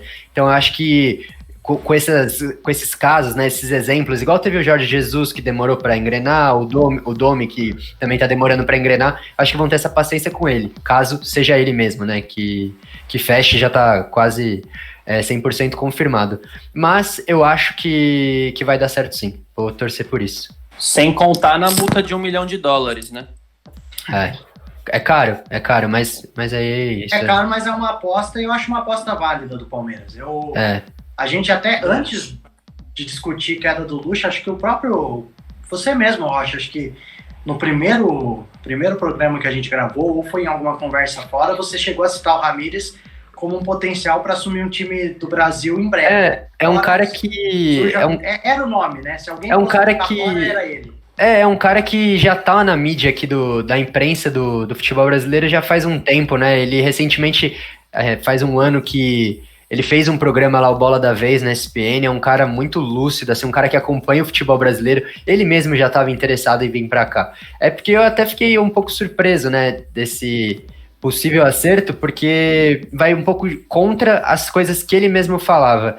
Ele dizia que queria assumir um clube no futebol brasileiro iniciando um trabalho, né, tipo em janeiro, por exemplo, mas tudo bem, teve esse lance da pandemia, e querendo ou não, ele, caso feche com o Palmeiras, né, vamos sempre falar assim, né, 99% de chance não é 100%, mas ele vai pegar o time mal, vai ter que recuperar a moral dos jogadores, não vai ter tempo para treinar, tá numa sequência, um calendário aí absurdo, que o Palmeiras joga quarta, decide domingo, joga na terça e pega a quinta. Então é um cenário bem complicado para ele, mas eu acho que com o respaldo da diretoria, com a paciência do torcedor, acho que tem tudo para dar certo sim a longo prazo. Enfim, aí fica a nossa expectativa para ver como o Palmeiras rende, com provavelmente o Ángel Ramírez como novo treinador. Mas falamos aqui do Flamengo rapidinho, vou só também, assim como nós falamos rapidinho do rebaixamento, falar da briga lá em cima, que parece meio que tá se desenhando para uma definição, né? O Inter, bom, como falamos, vamos falar da briga lá em cima também, citamos aqui o Flamengo, e parece, pelo menos para mim, estar se definindo a luta pelo título brasileiro. O Inter, líder da competição, junto com o Flamengo ali, o Atlético Mineiro jogando agora, enquanto estamos gravando, está acabando o jogo do Atlético Mineiro na rodada, está empatando em 0x0. Não, tá 2x1 pro Bahia. 2x1? Atualizou. 3x1. 3x1. Falei que o Bahia não cai, maluco. Eu falei que o Bahia não cai. Tá lá. Então, ó, mudou aí. Quem atualizou, o meu não tinha atualizado. Então, o Atlético Mineiro perdendo, Inter e Flamengo lá em cima com 34 pontos, o Atlético em terceiro com 31. Aí você tem o São Paulo, que tem 2 jogos a menos, com 27, se vencer os dois. Não coloca o São Paulo, não. Eu tô falando da classificação, cara. Eu tô falando da classificação. Não se iluda, vai, continua. Bahia e Atlético já terminou, 3x1 Bahia, Botafogo e Goiás finalizando 0x0. Então é isso, os jogos dessa segunda finalizando a rodada. Então temos Internacional 34, Flamengo 34, Atlético Mineiro parou no 31 com essa derrota. O Atlético vem numa fase não tão boa, o Atlético tinha conseguido abrir uma vantagenzinha, perdeu e já foi ultrapassado. E aí você tem o São Paulo em quarto, fechando o G4 com 27 pontos e 2 jogos a menos. Um deles é contra o Goiás, o outro eu não vou lembrar com quem que é o outro jogo de São Paulo. Mas se ganhar os dois, também fica ali, passa o Atlético Mineiro e fica em terceiro. Mas eu vou tirar o São Paulo da briga, eu acho que o São Paulo não briga pelo campeonato. Que o Marcos tentou interromper, fazer gracinha dele, mas eu ia chegar nessa fala. E para mim, Inter, Flamengo e Atlético Mineiro ainda se mantém na briga, mas para mim o Campeonato Brasileiro tem dono e não sai das mãos do Flamengo. Para mim o Flamengo vai ser campeão brasileiro, não vai ser com a sobra que foi ano passado, mas vai ser campeão brasileiro, porque vejo os outros times, o Inter, o Atlético Mineiro, se o São Paulo for conseguindo se manter entre os líderes, o próprio Palmeiras, se ganhar, voltar a ganhar e subir lá para cima, são times que vão oscilar mais. O Flamengo eu acho que já oscilou o que tinha para oscilar. Lógico, ainda vai perder um jogo ou outro, mas acho que o Flamengo vai acabar sendo campeão. Para vocês também está definida essa briga pelo título ou ainda pode ter alguma surpresa? Lembrando que a gente já está chegando aí, faltando 2 rodadas para quem já jogou todos, né? Lógico, tem times ainda devendo jogos, mas já há 2 rodadas para o final do primeiro turno. Briga definida pelo título ou ainda muda alguma coisa? Bassi, para você, é isso? O Flamengo vai ser campeão? Não dá para cravar nada ainda? O que você acha? Eu acho que ainda não dá para cravar nada, eu acho que ainda é cedo. Eu acho que para a gente começar a ter mais segurança, mais propriedade para falar, para tentar cravar alguma coisa, eu acho que são nas últimas 10 rodadas. Sai de cima do muro, velho. Eu não entendi. Como você crava o Z4 e não crava mano, qual que é o... que vai brigar por cima? Não, a briga por cima eu consigo cravar, eu não consigo cravar o campeão. Não, então crava a briga. Os 3 primeiros. A briga, vai. A briga para mim, então, tá entre Flamengo, Atlético Mineiro, que por sinal perdeu uma grande chance hoje. Se ganhasse, empataria nos pontos e ainda com um jogo a menos em relação às outras equipes. Então vamos lá, Internacional, Flamengo e Galo. Eu acho que o São Paulo tem condições sim, aproveitando que foi eliminado da Libertadores, eu acho que o São Paulo tem condições de entrar nessa briga também. Acho que só depende da equipe. Esse que é o problema, né? Então. O problema é depender da equipe. Não, São Paulo é papo de G4, assim, tipo... E tá bom, né, Pi? Esquece. Tá bom, G4 tá bom. Pelo menos não vai brigar contra o rebaixamento até a última rodada e só se salvar porque tem o Vasco, né? Mas... Exatamente, velho. Não sei de quem você tá falando, mas vamos aí.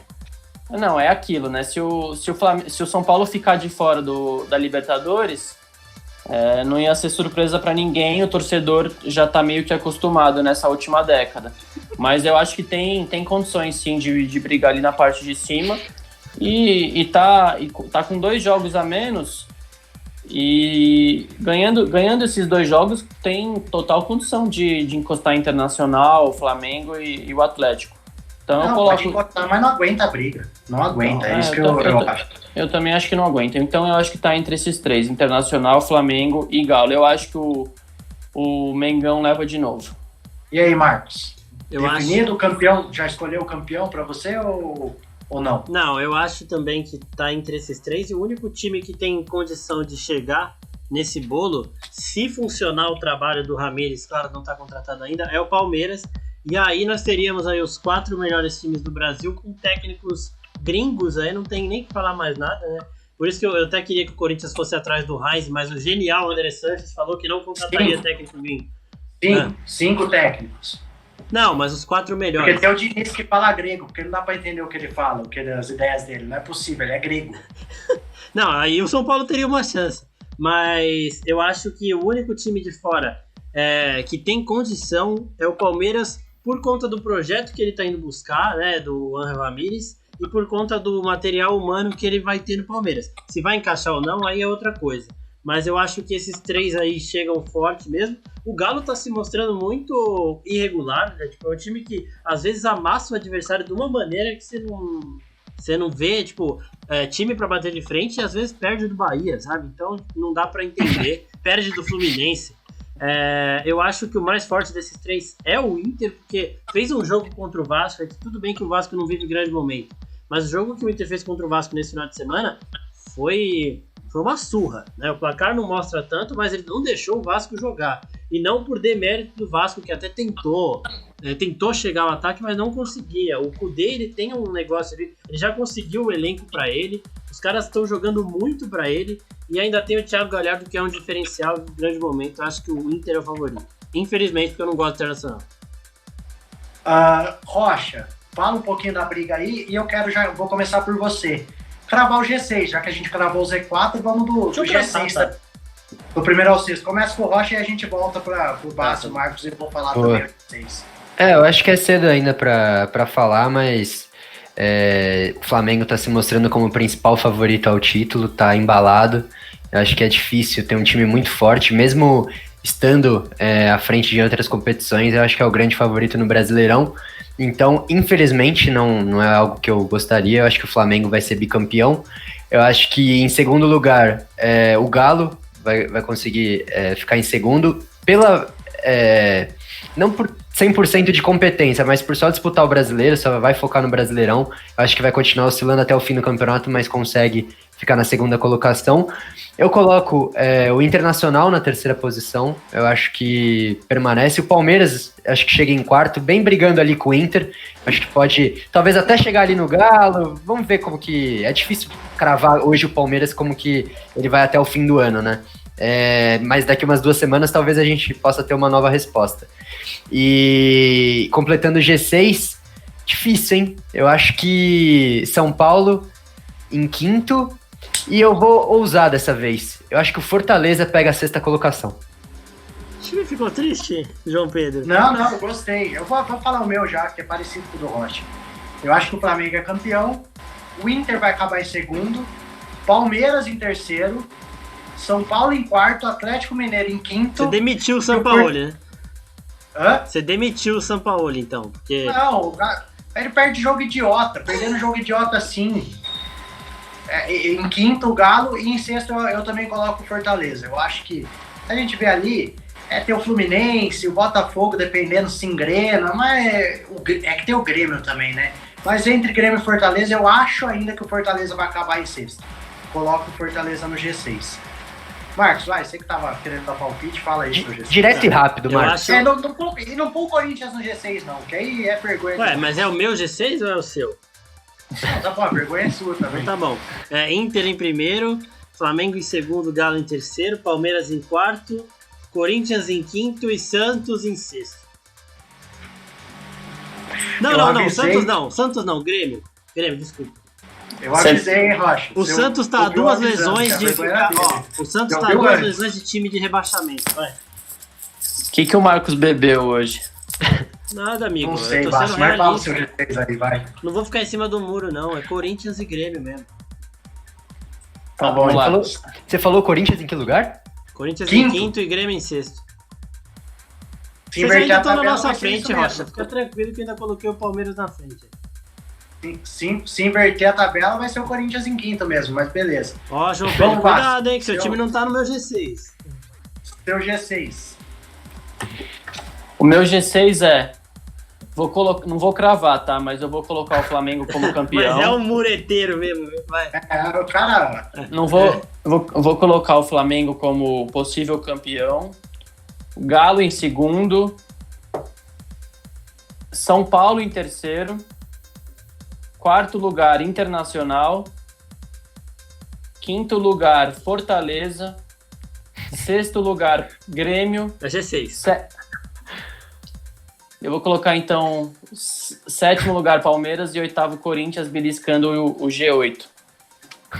Que possivelmente vai abrir. Ah, tá. Eu achei que eu já perguntar se o Palmeiras tá jogando no Campeonato Espanhol, né? Tá bom. Tá bom, né? Tá feito, então, as previsões.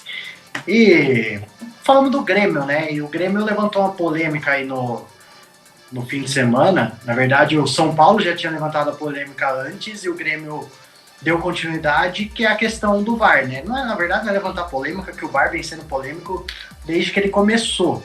Mas, desde que ele nasceu. Exatamente, o cara já nasceu, o VAR já nasceu em meio a uma polêmica, né? E há várias polêmicas. Mas na última semana a gente teve a situação da CBF admitindo um erro do VAR no jogo entre São Paulo e Atlético Mineiro, que foi um gol anulado que depois de tanto tempo a CBF falou que o gol foi mal anulado pelo VAR, e o mesmo árbitro que anulou esse jogo estaria na cabine do VAR em São Paulo e Grêmio, no Morumbi, que acabou 0-0. São Paulo entrou com pedido, a CBF, por conta de ter reconhecido o erro dela lá atrás, trocou a escala dos árbitros, né, para que não vou lembrar o nome dele, mas que ele não estivesse no jogo do São Paulo novamente, depois do erro admitido pela CBF. E aí o jogo teve algumas polêmicas de lance de pênalti, lance de expulsão, que não foram dados, que aí o Grêmio ficou reclamando. E aí o São Paulo ter pedido a troca do árbitro e ter sido, segundo o Grêmio reclama, favorecido, alimentou a polêmica e o Grêmio pediu o anulamento do jogo. E aí com isso o próprio São Paulo falou, então já que é assim, nós vamos pedir o anulamento do jogo, a anulação do jogo contra o Atlético Mineiro lá atrás. E aí começa a abrir precedente. Todo time que for prejudicado ou que se sentir prejudicado vai pedir para anular o jogo. Corinthians. Por enquanto a CBF. Por quê? Por causa do 5-1? Porque no momento que tava 3-0, o Corinthians fez eu não vou voltar nesse jogo. Mas vai, eu não vou voltar assim. Mas eu tô mais ou menos igual a Rocha aqui, ó. Porque não dá. Pô, 3 horas de resenha. A gente ia querendo acabar o programa e o Marcos querendo falar... Querendo voltar no 5-1. Mas enfim, os times pedindo anulação estão no direito deles, eu acho. A CBF ainda não se pronunciou se vai anular São Paulo e Grêmio, se vai anular Atlético Mineiro e São Paulo. Mas o VAR, mais uma vez, que era uma coisa que veio para acabar com certas polêmicas, criou novas, né? Não acabou com as que já existiam e acabou criando algumas novas. Tem erro, porque é de vídeo, mas tem a ação humana por trás dele, obviamente que vai ter erro, mas a questão que fica não é aquela se o VAR atrapalha ou não o jogo, mas eu vou perguntar, vocês acham que os times têm que realmente pedir anulação dos jogos, ou só reclamar mesmo e não vai mudar nada? Eu, sinceramente, não acho que os jogos vão ser anulados, não acho. A CBF vai falar, assim como falou no Atlético Mineiro e São Paulo, que foi um erro, vai pedir desculpas publicamente, se ela achar que assim deve, mas não vai anular o jogo, não vai mudar o resultado de jogo por conta disso. Mas eu acho que os clubes estão no direito de colocar seu repúdio quando são prejudicados. Por outro lado, todo clube, cada rodada vai ser um clube que vai falar que está sendo prejudicado. Então é uma situação bem complicada. Como vocês enxergam o VAR? Os clubes estão mesmo, Rocha, nessa situação de tem que falar mesmo do VAR, até para tentar melhorar a atuação da arbitragem? Cara, eu acho certo falar do VAR, porque é uma tecnologia que veio para ajudar no futebol, mas que no futebol brasileiro mais atrapalha do que ajuda. Eu acho que os clubes, ao invés de se posicionarem para anular um jogo, por exemplo, que eu acho isso, obviamente, como torcedor, eu estaria muito puto. Por exemplo, se eu fosse torcedor do Grêmio, eu estaria putaço com o que aconteceu no Morumbi, ou se eu fosse torcedor de São Paulo, eu estaria putaço com o que aconteceu em Minas. Mas eu acho que é uma choradeira dos clubes querer adiar jogo, porque isso acontece com todo mundo. E, sinceramente, não vai anular o jogo, porque se anular de um, vai ter que anular de muita gente. Então, acho que os clubes tinham que criar uma mobilização para profissionalizar os árbitros, para tornar um pouco mais profissional o uso do VAR, porque existem muitos lances, existem muitas dúvidas, né? O VAR tá gerando muita dúvida. Eu acho que os clubes têm que sentar com a comissão de arbitragem, entender direitinho a regra, entender cada lance, porque não pode acontecer o que tá acontecendo aqui no futebol brasileiro. Hoje ele mais atrapalha do que ajuda. É o reflexo, né? É o reflexo do Brasil num todo. Eu acho que sempre a gente está um passo atrás.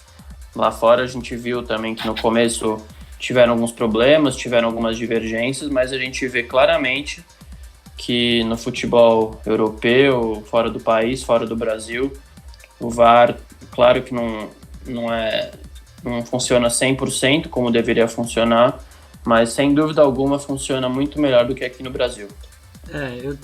Eu tinha um pensamento parecido, mas o Liverpool também foi operado no clássico contra o Everton aí, com o impedimento do Mané que não tava, então problemas de impedimento do VAR, que o problema é o humano que traça a linha. Então eu acho que vai nisso que o Rocha falou também, você tem que treinar as pessoas para fazer ali, para ser um árbitro de vídeo.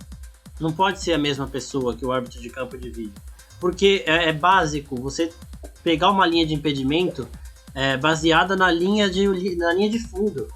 A linha de fundo você não tem uma câmera reta para você traçar a linha do jeito que você quer. Pega uma base da linha de fundo e puxa ela até onde estão os jogadores, a linha da área, que estiver mais perto.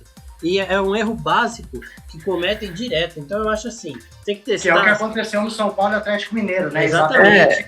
É a questão da linha torta, né? Que fizeram a linha paralela. Eu acho que, desculpa, Marcos, só pra não esquecer, cara, você tem tanta dúvida, eu não vou dizer que é fácil fazer, porque a gente não tá lá pra saber a pressão que é, acertar ou errar essa linha que parece ser tão óbvia. Talvez na hora não seja tão óbvia pra quem tá ali trabalhando com isso. Óbvio que se rolar uma profissionalização, pode ser que o cara seja um pouco mais capaz de resolver isso.